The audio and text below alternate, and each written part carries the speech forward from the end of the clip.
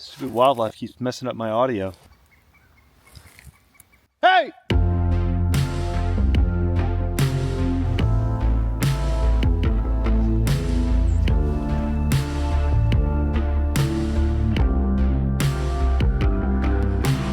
So this afternoon, whenever I started recording for today, I had this thesis of why you should never ride angry, or why you should never ride your motorcycle because you're angry, like you're trying to blow off some steam, and why you should never hop on your motorcycle to do that.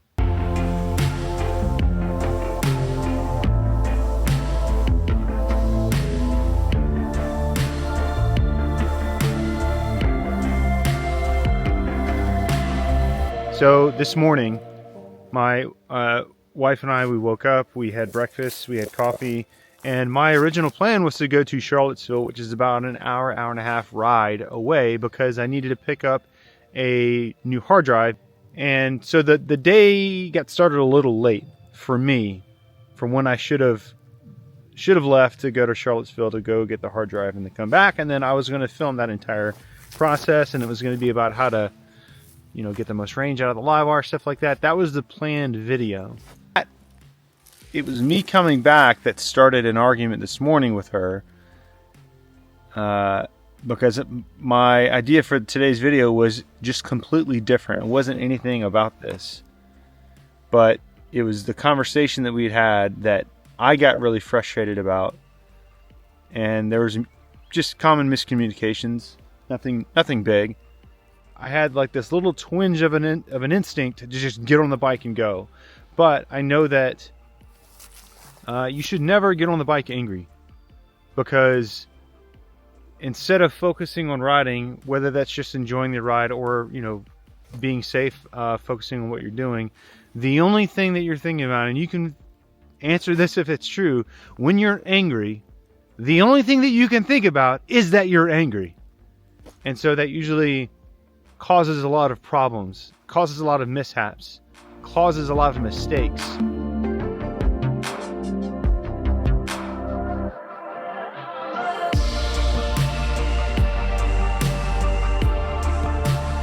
So what I do for myself, and what is my recommendation if you yourself are ever in that kind of situation where you feel like you have to just get away from the issue, or you have to get away to solve your issues, the way that I solve it is pick a brainless or a mindless task that needs to get done, that you can do in less than an hour, and let that be kind of like the action that you have to take to resolve your anger. I did therapy for 2.5 years for PTSD. And I won't get into all the mumbo jumbo, but there's physiology behind moving your body when you're angry, because movement causes the body to burn off the cortisol that's released whenever you're angry. Cortisol is the cascade byproduct of adrenaline. So before adrenaline hits, your body releases cortisol. It's like part of the fight or flight system. But movement, whether that be exercise or doing something, exertion, burns the chemical off. It burns the hormone off, so that you still experience anger or raw emotions, but it subsides much quicker. So in theory, or in practice, getting on a motorcycle just because you're angry isn't going to solve, or isn't going to resolve your anger.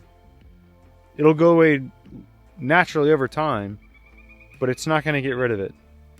And so what I did today, or what I did this morning, was there was something that I needed to get done. I had to clean the floors. The part of the basement that's being remodeled was really dirty, and I needed to clean the floors anyways, like really clean them.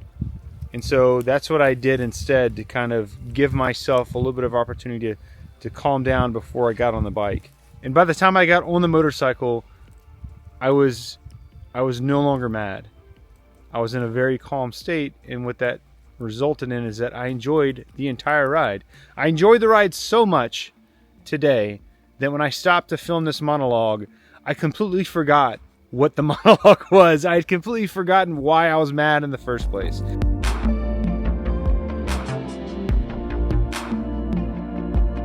And so it makes me think back to this one quote that I picked up during my time getting therapy for PTSD, which is, sometimes people find out that the things that they escape to become the things that they try to escape from.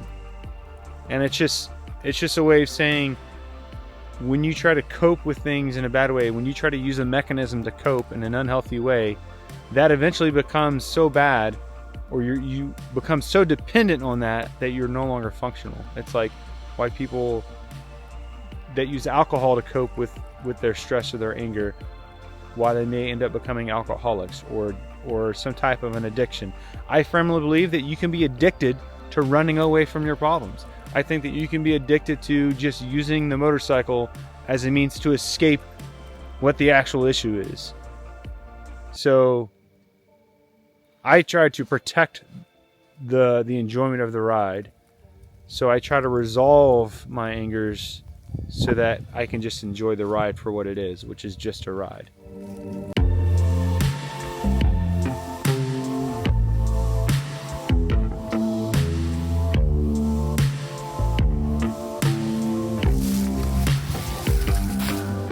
That's my thesis for this, for the Motorcyclist Guide to Anger Management. Because I know a lot of people, they like to ride the motorcycle because they're stressed out or they are angry. And look, and if it works for you, it works for you. I just know for me, if I were to have gotten on this bike this morning or this afternoon when I was still angry, I probably wouldn't have even made a video today, because I would have spent so much of it thinking about why I was mad, as opposed to just kind of resolving my issue first. Resolving my issue before the ride. And again, that's the thesis behind the Motorcyclist Guide to Anger Management. And there was something catchy with R's that I was going to tie into that. Repair the ride, or respect the ride, or I can't remember what it is now. See, that's what happens whenever you ride your motorcycle too much in a day. You forget about what you're going to do.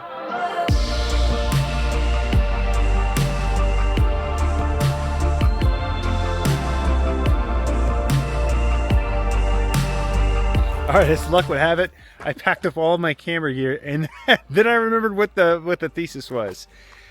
The ride should be the reward for you resolving your anger. That's what it was. That was the little pin drop, or the little pin in it. That's what it was. The ride is the reward for you resolving your anger before you get on.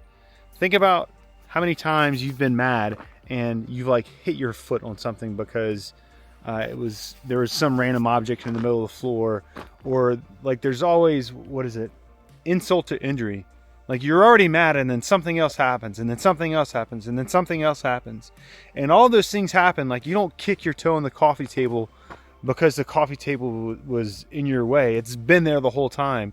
You were just so focused on just your raw anger that you completely didn't see anything else.